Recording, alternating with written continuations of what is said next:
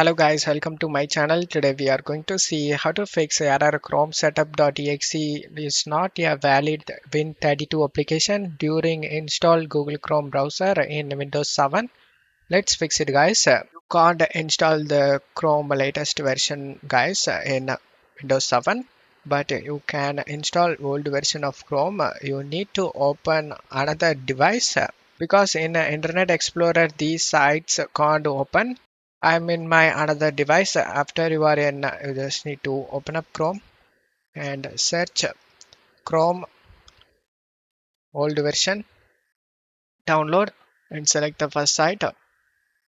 Scroll down and select see more and select see more again.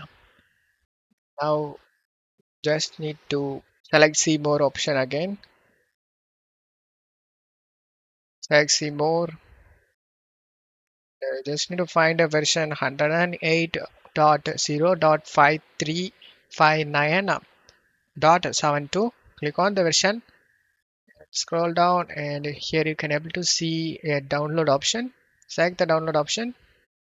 After getting download done, you just need to copy this Google Chrome and paste it in the USB drive and just need to plug the USB drive in this Windows 7 and paste the Chrome we downloaded.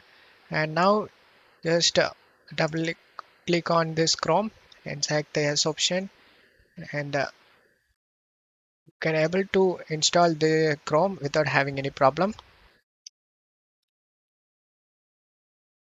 We have installed the Chrome on Windows 7 guys. As you can see, you can search whatever you want, and don't forget to leave a like guys. Thank you.